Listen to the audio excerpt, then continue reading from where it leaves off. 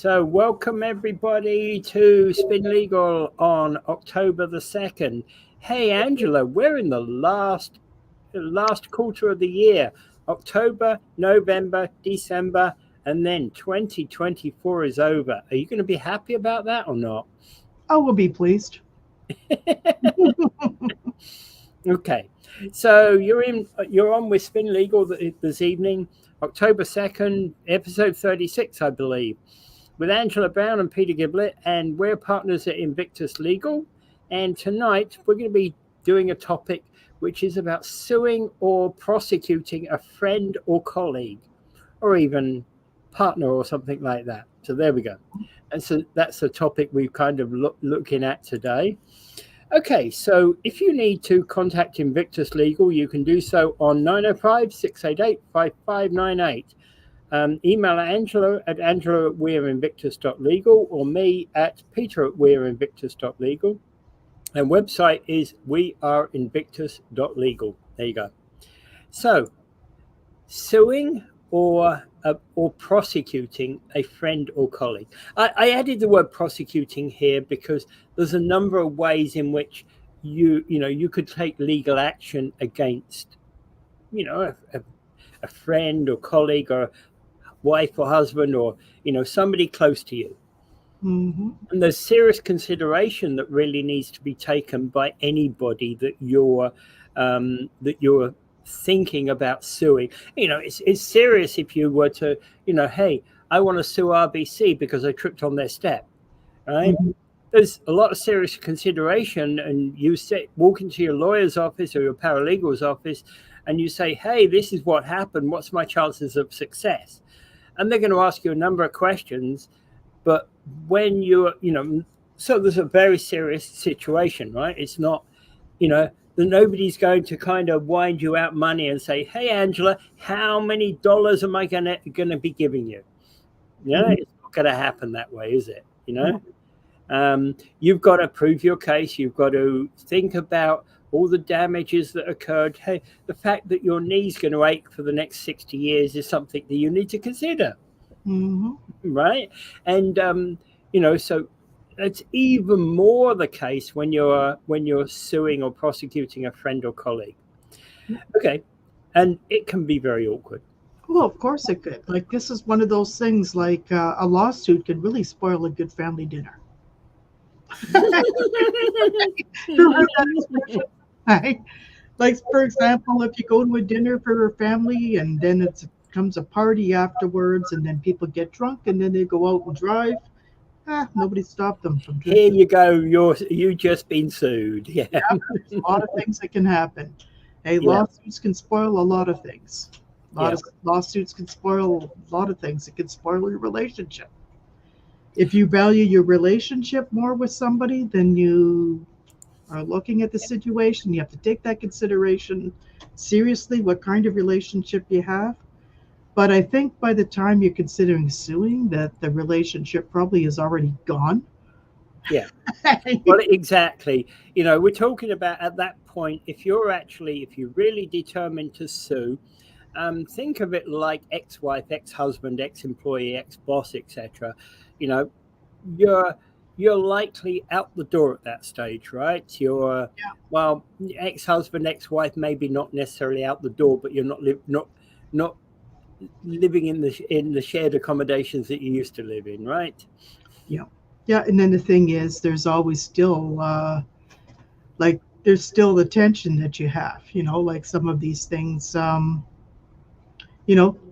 do I ever want to work there again? Do I want to have a reputation for suing all my ex-employers? Well, actually, here's another question about that. Okay, so now you're getting to yourself a new job and you've already started suing your ex-boss. Who are you going to get a reference from? Absolutely. This is tricky. I've been through that before. I've had to go through a couple of lawsuits of former employers. Okay. I did settle for good amounts of money, but the problem is, it still doesn't resolve the issue. Right? No. Because you're still, it still affects you. Okay, so you work for XYZ Bank, 15 years ago. You sue them because when you left, you're probably never going to have, you're never going to have a bank account at that bank again, are you? No. Right? You're never going to actually have a savings account with that bank. And even more, you'll probably walk on the other side of the road when you're walking past that bank. Yeah. And if you have any credit cards associated with the bank, you're going to cut them up. Yeah. And then you'll be paying that debt for the rest of your life. Yep, exactly. These things sort of have a way of a gift of keep on giving you. Yeah. Yeah. And it's let's be honest, it's a very, very hard decision. Yeah, but when it's a personal decision, like especially if it's family, we've had people coming in here who want to sue family members, and sometimes for good reasons. But it's something that happens sometimes. There's many situations in which that can happen, like loaned money, a will, a house purchase, different things that have gone wrong. And because you're family, you don't sit down and writing a 50-page agreement to talk about the loan, or it's your kids that you're trying to help out to buy their first house, and then you give the kids the money and then they don't buy a first house with it. There's lots of things that you have to consider, when thinking of doing things. And of course, the one thing to consider with any lawsuit is don't let the time tick away. We had a gentleman came in here last year, and he came in here. It's like the 30th of October, and he's saying, "Hey, Angela, I need you to sue XYZ Corporation." All right? What's the time limit on the lawsuit? Oh, the 15th of November. That's when you charge them more money. That's when you charge them more money because of time. Well, actually, you're probably going to be working till 11 o'clock at night, getting that lawsuit out the door if you're going to do it, right? Mm-hmm.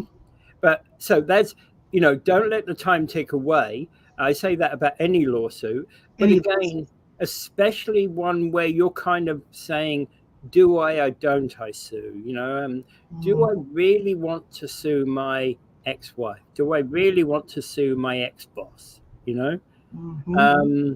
And it's easy to kind of go, well, I'll make a decision on that next weekend. Mm-hmm. And next weekend, and next weekend, and next weekend. It's okay, I'll do it next weekend. But you're out of time. Yeah. All right.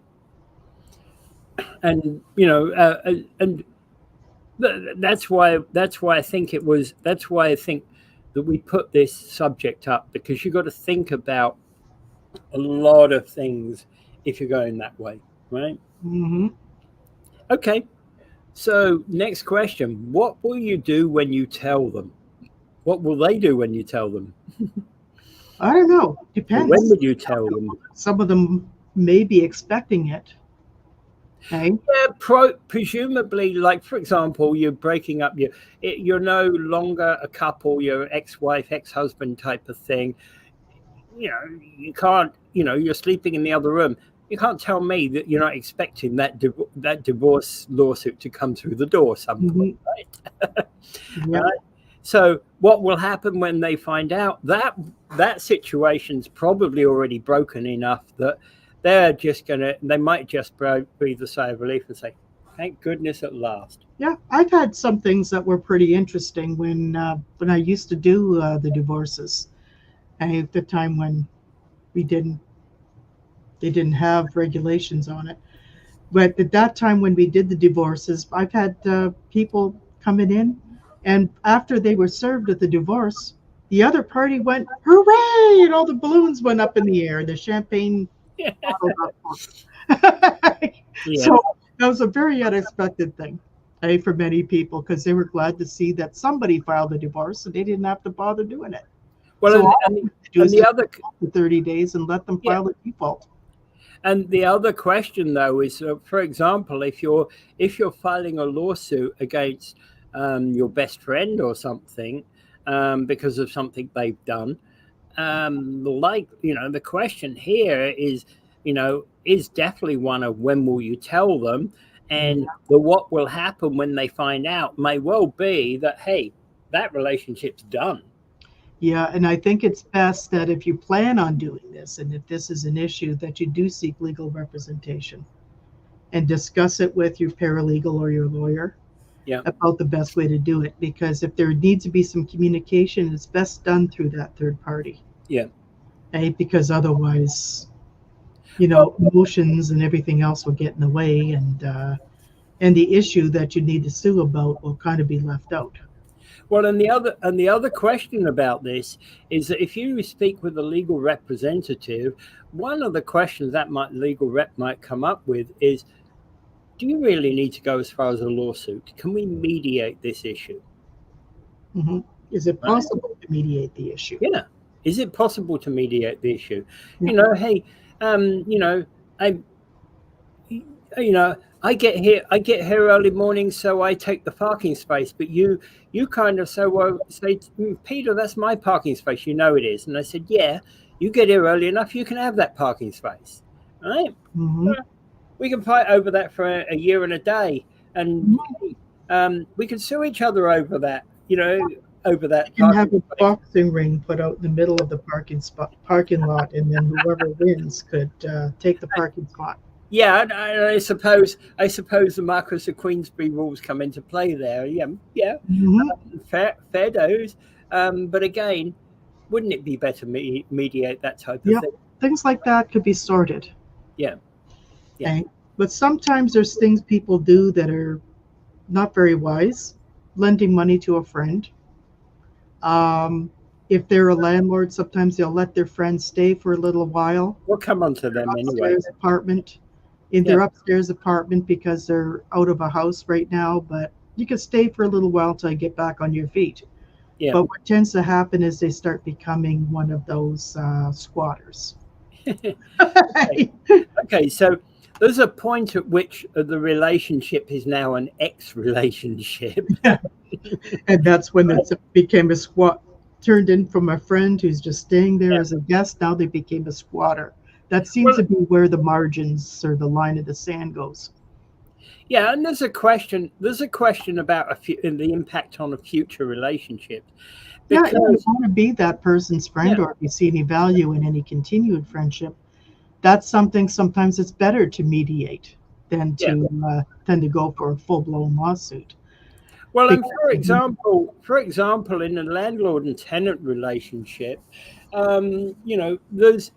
you're a tenant in a with one of Canada's biggest landlords who's got 15,000 apartments across the country. Minto, CLV, Wheelstar.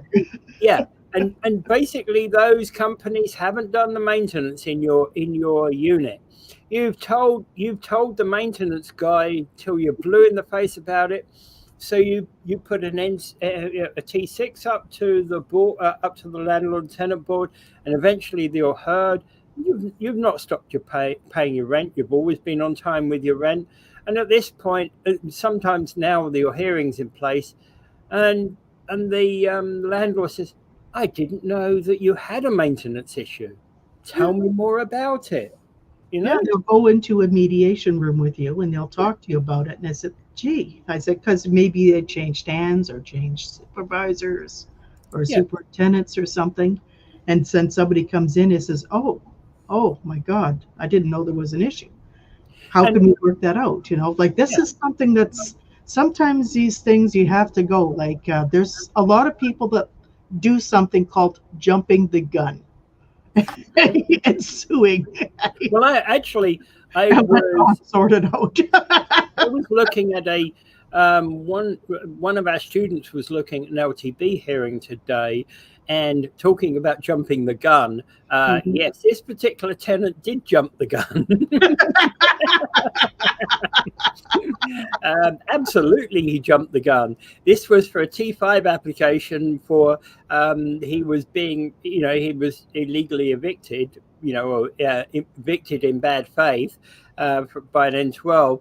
And it turned out that the very person that, I was there at the moment when they said, this is Joe, who this is my son or daughter or whatever. I don't remember the relationship. Mm-hmm. But they moved into the unit. Egg on your face of the tenant there. Yeah, try to find out first. Yeah. Get some evidence. Get some evidence. evidence that it's this person and not that person. Yeah. Yeah. Okay. Brother and sister about a will. That's I had a horrible situation like that one time. But that person died, and they left each child an equal portion of the will. And the executor of the will decided that my client owed them about that much money. So she decided that she was going to withhold his portion of the will. And she wrote him a letter about it. And I said, can't do that. What proof do you have he owes that money? Yeah, exactly. Exactly. So I wrote a letter and I said, come on, let's sort this out. He needs to have the same portion as the rest of you. Yeah. About it, because was divided among 5 kids, and there's 5 kids in there, and 4 of them got their portions, but my guy. Yeah. And so they wouldn't. They were stubborn about it. They just refused to give. They said, "Well, when he pays me back, then I will pay him back." Like, no, it doesn't work that way. So I filed a lawsuit, on his behalf, to the sister, who was the trustee. So I named the estate and the trustee, and reminded the trustee that if there is anything there, that the trustee could be held personally liable for the failure to distribute the estate the way it is stated, without like after bills are paid and stuff. So anyways, it took a couple of times. You would go back and forth to court, and then there was a lawyer she hired eventually, who came in, and she was trying to convince me about all this money that was owed. I said, why don't we just divide the will the way it's supposed to be divided? And then let's work on the issues about money that's owed. It took a long time of discussing, because I didn't really believe there was money owed. I said, these things could be sorted out. I mean, and that's an evidentiary issue, obviously. Yeah, there was huge evidentiary issues about what was owed. Like nothing in writing. Like, well, I was also going to say that a brother and sister might well sue about a will, because they want clarification, because the words used within the will might be unclear. Yeah. Well, my own brother, he wanted to sue. I guess it was my father's wife. It was his 4th wife he had. My father's wife was she recently died, but when he died, she was still around. My brother was going around her place, grabbing this and grabbing that from the house and saying, "Oh, I just didn't know. I thought that this was supposed to be mine. Dad said it should be." Maybe he did. I don't know. Okay, but then after she died, then before she died, he says, I want a copy of the will, to her. So she managed to get him a copy of the will, and I asked him to send it to me so that I could take a look at it. And it did. I can tell that the intent of the person writing the will was to divide it evenly between the 3 of us. But the problem was he gave her full and utmost authority on spending all the money, selling whatever they need to sell, do whatever that she needed to do, and that she would be able to have it for her own use only. So the contradictory within the will. So I remember telling my brother, after I talked to a friend of mine who does a lot of will stuff and litigation about wills.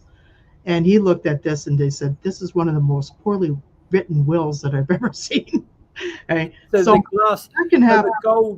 The gold crusted glass bowl that brother wanted, he didn't get. Yeah. Like, I don't think he was fussy about specific items. I think he got some specific items that I don't think anybody really cared, because my father, I think if he were alive, he would have given it to him anyway. But I think there's things that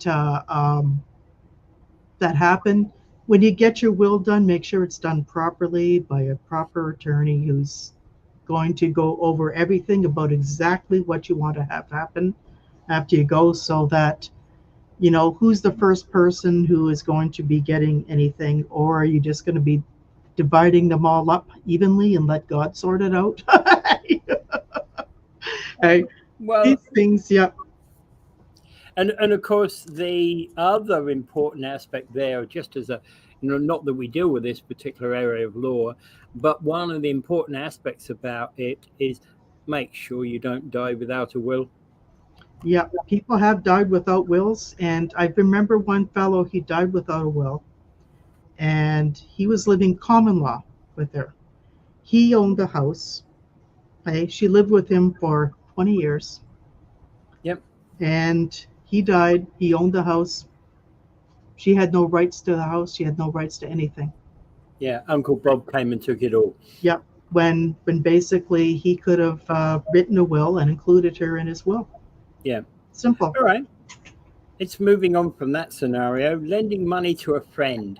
This is a big problem area, of course, because yes. one and again, not just a friend, but like sons and daughters and things like that. Yeah, family members. Is it a gift? Hey, your daughter comes up to you and says, "Hey, Mum, can I get $5,000 because I need to buy a house?" Well, more like 25,000 or 50,000 these days, but yeah, anyway, you get the picture. Yeah, there's a lot of that going on where somebody. But the question is, or your son cannot make his car payments because he's been just put out of work, and so you're making his car payments for him until he can get back to work. So things like that. Okay, now what happens to that money? Is that a loan or is it a grant? Is it a gift?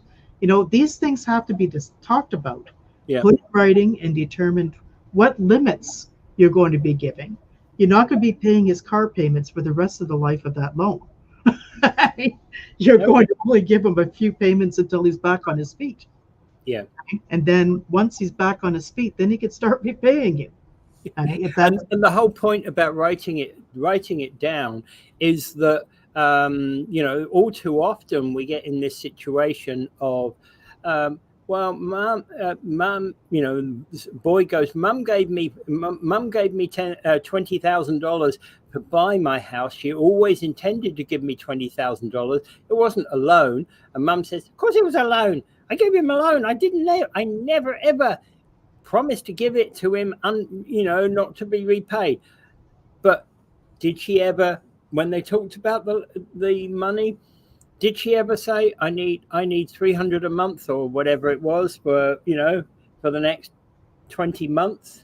I had a situation like that a while back where somebody helped somebody put a down payment on the thing because a person couldn't get any credit and he didn't have any down payment, but was probably going to be able to make the payments once it starts. So person gave him all the payments, and then a year later they came out, they said, no, I want to sue, I want the money back. And that really did wonders with that relationship. Oh yeah, I bet. Yeah. Helping out your kids, is it a gift or is it to be repaid? As we said, just write it down. Yeah, write it down. Even if you've got giving them a gift, sometimes it's a pre-inheritance. Hey, like if you plan to give a certain amount of pre-inheritance to your kids, sometimes that happens. Or if you expect it to be repaid, hey, put it in writing so that it's enforceable. Well, either situation you should put it in writing because, for example, your son Joe comes along to you and says, "Mummy, I'm buying a house," and you say, "Yeah, okay, that's nice." That's nice. I've got 50,000. I've got 100,000. You sort out and you go, "Hey, yeah, I've got 100,000 set aside for these guys. I planned for this event." You might say to son, "Hey, yeah, I've got some way that you can start to buy your house, right? How would 50,000 help you, right? Mm-hmm. But I can't give you this I'm taking it out of my pension.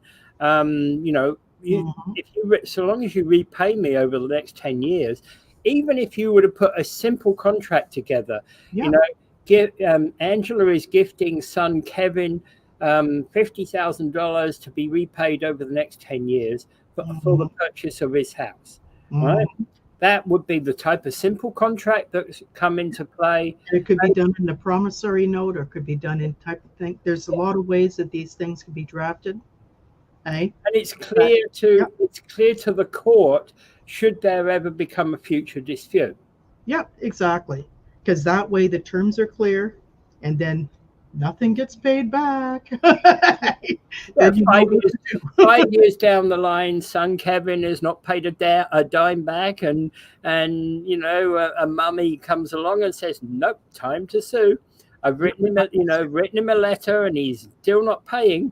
Yeah, exactly, because this is happening a lot now. Because like parents, like, you know, because a lot of them are older, and the baby boomers, they have some savings, they have RSPs, and their kids are struggling because they can't get a house, they can't get this, they can't make the car payments because of inflation. A lot of parents are helping. So that is something that should be taken into consideration.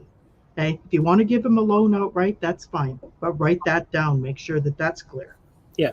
Oh yeah. And if it's going to be something that you want to have paid back, maybe you can come to us and we can help you write that, you know, to direct that so that the terms of the agreement could be understood by both parties. Oh yeah. And the point about anything to do with getting it written down is law generally finds written material to be best evidence, doesn't it? Yep, it does. Okay? Where both parties sign it and get witnessed by someone. Yeah. Yeah. So that way people can't say, "Oh, these people, they forged my signature."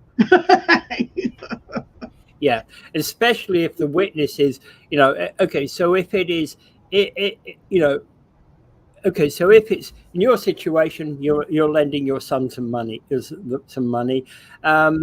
better if you have a witness that's going to be alive in 20 years' time, Yeah. You know, rather than have your granddad sign it on his dying deathbed. Yeah, like maybe if you're lending your son, and if you have another sibling, maybe the other sibling could be a witness, or your neighbor, a younger neighbor, right? Someone who is there, or who works in your law office. You know, there could be somebody who is, you know, who just says, "Okay, now I've seen that done, and I understand that that's a loan." And then in the future, there might be a loan for the other child. You know, whoever. Yeah. You know, so that they're kind of looking at it. Like most parents, they try to look at it so they're treating your kids equally with these things.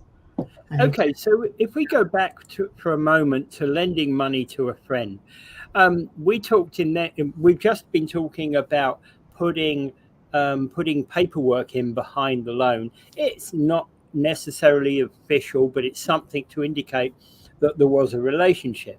You know, there was a business type relationship in that loan, right? In respect of the money, there was intent to have it repaid or whatever. You know, and even if you're intending to just use it as a gift, the still should be written down, because that clarifies the situation. Yeah, and to clarify the situation, just in case a gift is like a pre-inheritance thing. Yes, but again, hey Angela, can you lend me $50 because I need to get gas to get home? That kind of thing. Yep. We tend not in that scenario to actually, I'm not going to write you a promissory note for $50, am I?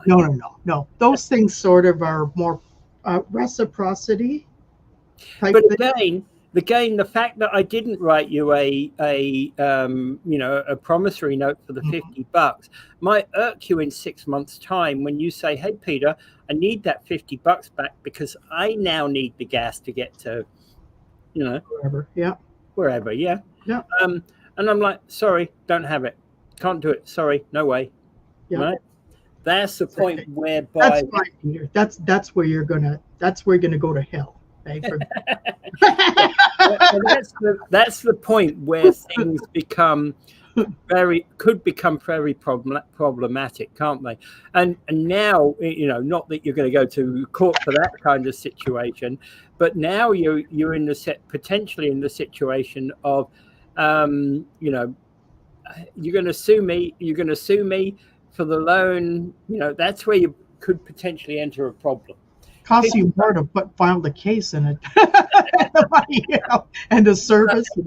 I know, but say now magically the $50 wasn't 50, but $5,000. Yeah, that's sometimes where you have to put a little bit more seriousness in it when it's more money. Yeah. Okay? And generally between friends, what happens is, like, I'll loan you a little bit now, and then you loan me a bit later on, that sort of thing. It just goes back and forth. Yeah.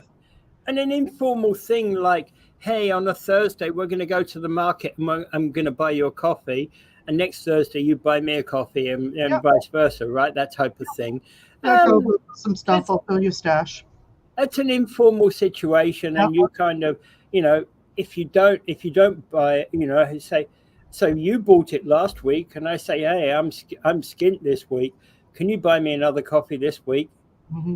And it starts going the following week. It could change. Yeah, it could change the relationship, but but it doesn't necessarily break anything. No.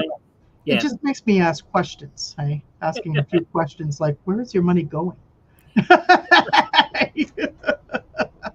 Yeah. Well, that's fairly true. Yeah, but basically, when I've had that, I've had a practice of not loaning out money to people, but it doesn't mean that I'm everybody, because there are some people who will loan money, and it's important that if you are one of those people, to keep that in mind about, especially if it's a significant sum of money that you would mind losing. Yeah. If you feel that the money has a tendency to disappear, you might want to make sure that something is in writing. Especially when you're talking about, the gift to the kids for buying their house, the $50,000 gift. That's $50,000 loan. That's a sizable chunk of money, right? Sizable chunk of money that could make a difference for you in your retirement. Yeah, and exactly, especially since if you made it clear, hey, son. I can give you this money now, but in 10 years' time, I need that money back. It's part of my pension, and it's what I'm going to be living on once I retire. Yeah, exactly. And these are things that you look at and that you consider. Yeah. To do this, and this is also something too to consider. Like if you loaned, you have it in writing, and if you loaned your son $50,000 and didn't pay it back, and then when you're ready to write your will and then you do die and the money still hasn't been paid back, that can also be put in consideration in your will. That you're deducting $50,000 from the amount that you're going to be gifting them in your will. Yeah. But you would write that as a reason. Yeah. Stated that. To my kids, I give a third of my property, except for Joseph, because he didn't repay my $50,000 loan. Yeah, exactly. And it would be in there a copy of the agreement and so forth. Yeah. And so these things, that way he wouldn't be able to challenge it. Yeah. But these are things that you can probably think about. And but my thing is try to get these things in writing and try to act on them as soon as it appears to become an issue. Okay. And it's always good to try to deal with flies with honey as opposed to with vinegar. When you're dealing with people who you might be close to and you want to stay close to. Kind of remind them, around Christmas time, I'm broke. Okay, here's the next one, and I've seen these ones, or there's been lots of stories about these ones. Lottery syndicate wins, especially when Joe didn't pay on time. Everybody knows you've got to get your Lotto Max draw money to me on Thursday at 5 o'clock. Otherwise, you're not going to be part of the draw. So yep. Joe doesn't pay me on Thursday the 31st. I go buy the tickets. Hey, we're all millionaires, all the ones that are left in the drawer. What happened to Joe's money? Joe didn't pay. And the court does respect these things. There have been decisions where somebody misses it one week, and that week just happens to be the time people win the millions. But Joe's left out because he didn't pay into that pot. in that lottery pool. So does Joe have a right or not? Generally, he doesn't, especially if they can prove that he does not pay into the lottery pool that week. Yeah. Okay? You would have a weekly thing where people all pay into it. And then sometimes if you're going to go away on vacation, you pay your share for the 2 weeks while you're away, so that gets exactly. Yep. So things like that work out if you're in a workplace or if you belong to a club or something, or if you're doing this among neighbors or among family members, so somebody is in charge of collecting the money and buying the tickets. Okay? Because sometimes you have somebody who's pretty lucky with numbers and plays numbers very well and then gets money, and then you just split it up between all the people who contributed. Yeah. And the point being is, well, one of the questions, of course, is that when you're making a bet, bets are not legal. Bets are not really legal, are they? No, you can't enforce a bet in a you court. can't enforce a bet. Exactly. Like I asked Peter to buy me a case of beer if the Leafs win the Stanley Cup, okay? But then the Leafs won the Stanley Cup massively, but then Peter didn't buy me a case of beer. So I'm going to go after him to enforce that. I can't. You can't. Yeah. And hey, of course, I'm going to bet every single time that the Leafs are not going to win the Stanley Cup. Yeah, you'll probably win every time. Well, I mean, the Blue Jays have got to win the World Series first. Yeah, the Toronto disease. And they suffer the Toronto disease just as much as just as much as the Leafs. Hey, we love you, Leafs fans. Just get a better team. But actually, the thing about and this goes with anything that if you form a syndicate to bet on anything, that syndicate is not recognized by law. Well, it can be recognized by law. You can actually write a syndicate contract. Yeah, you can write a syndicate contract, yeah. But but again, that syndicate contract relies upon Joe paying by 5 o'clock Thursday. Yep. So Joe's got to pay 5 o'clock Thursday every Thursday evening, or if he's going to be away, arranges ahead of time to make sure that payment is put into the pool. And it's important because I'm catching the 5:06 bus out of here on Thursday night, right? Yeah, exactly. And you got to go home and you got to go to your corner store and pick up the lottery tickets. Exactly. And I'm picking up the lottery tickets tonight. That's the way it goes. And I do that every Thursday, and everybody knows. And the lottery tickets go on display in the office on Friday morning. Yeah, exactly. And this is always a good thing that people participate. So this is something that's very important. And the other thing too, things that if a loan or something is illegal, like if you're, some people are acting as mortgage agents and they're not registered as mortgage agents, and they're giving you a loan, and you can't enforce that. So you cannot enforce something that's illegal. But you can enforce, but a personal loan, of course, you could. A vendor buyback mortgage is legal. Yes, you could. A vendor buyback mortgage, as long as the paperwork is done up properly.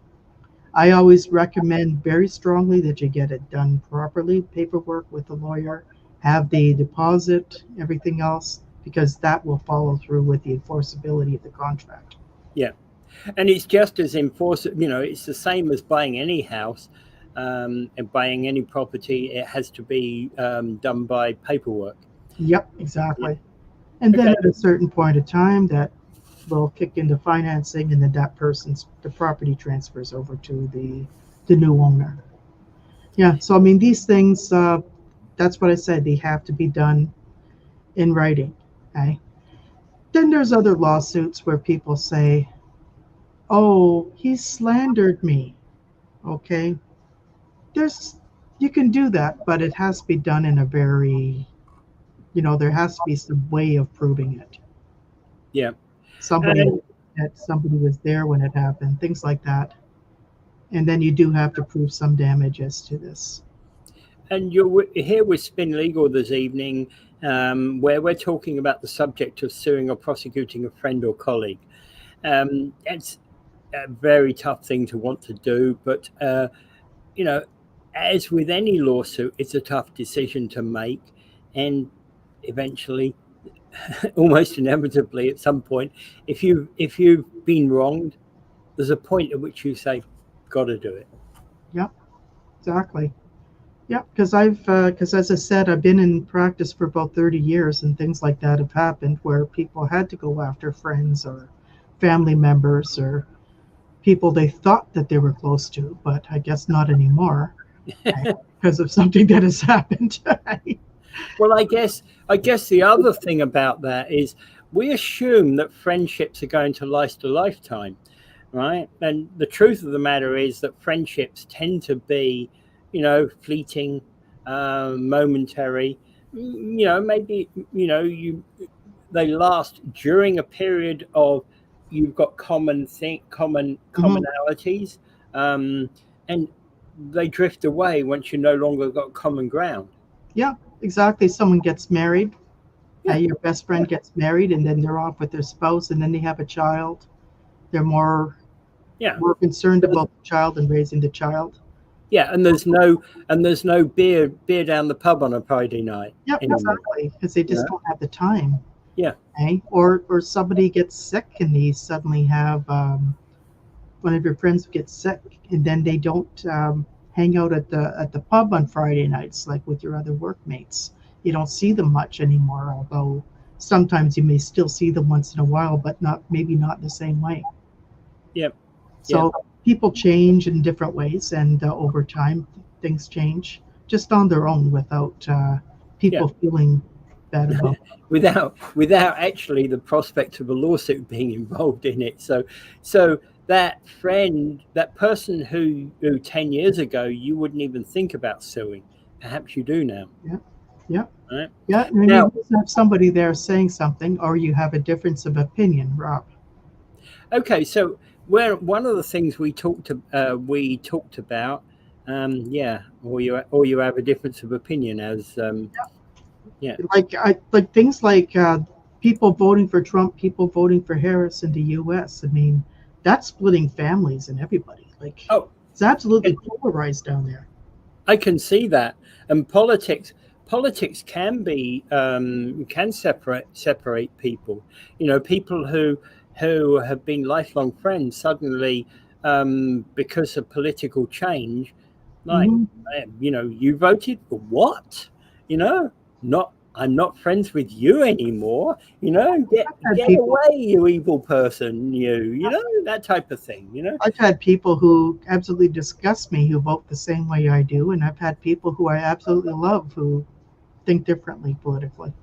Yeah. Like to me, there's underlying values I'm more concerned about whatever they vote for. There's underlying values that don't really count what they vote for. Because people vote for different reasons. And Robert says hi. Hi, Robert. Our regular listener there, Robert. And hey, just to say to people, we're now actually live on YouTube and on Facebook. On LinkedIn under the Invictus Legal LLP page on LinkedIn. And we're hoping to get back to posting on Facebook Live again. On Spin Legal. Yeah, on Spin Legal, but we are still waiting the day when it's going to allow us to do that. Yeah. And this is one of the things that drives me crazy about Facebook. First of all, they eat up your account and get rid of your account, put you in Facebook jail. And I hope the food was good. And then they screw around with it was lousy Facebook page, which I don't know. I think I might have to do something else with another page for Invictus Legal. I'm not very happy with this. All right. So just as a reminder to everybody, if you need to contact Invictus Legal, you can do so on 905-688-5598, or you can email Angela at angela@weareinvictus.legal, or me at peter@weareinvictus.legal. And essentially the website for us is we are invictus.legal. There you go. Yep. And I'm going to bring up now Angela's favorite part of the show. So take it away, Angela. Okay, what you heard today on Spin Legal is not legal advice. If you need legal advice, whether it's about the things that we talked about today, or whether it's something that we talked about on a previous show, then please contact a paralegal or a lawyer, right? Because we can give you advice in your specific situation. Yep. And being in a specific situation will be different than almost any of these samples that we've given. And the whole point about that is that, this is not legal advice because we're just talking about some generalities in law. Yep, some general things that could happen, in many circumstances. And this is what people should do. Like sometimes they've done it and then they get in trouble and they say, oh, I should have, which is very common. They come in. Yeah, and we try to make people think about those should haves in a way that, perhaps you need to take a little bit more care with should haves. Yeah, so we do ask a lot of questions and we try to direct people in a way that we can and how we can possibly say, okay, now what kind of circumstances would this become a problem? Could you do that, especially with a lot of things with landlord tenants or settling things like in court, what a person wants, so things like that. You have to make sure that you have the details. Yeah.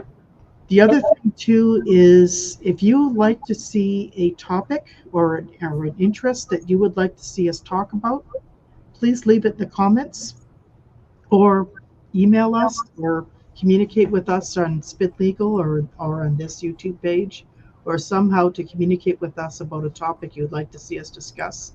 And we'll send it to the emails down here. Yeah, the emails are down there, and then we'll see what we can do. All right. Okay. So and I wish you all well for the week, and have a great week, and we'll see you 6:30ish next Wednesday. Take care.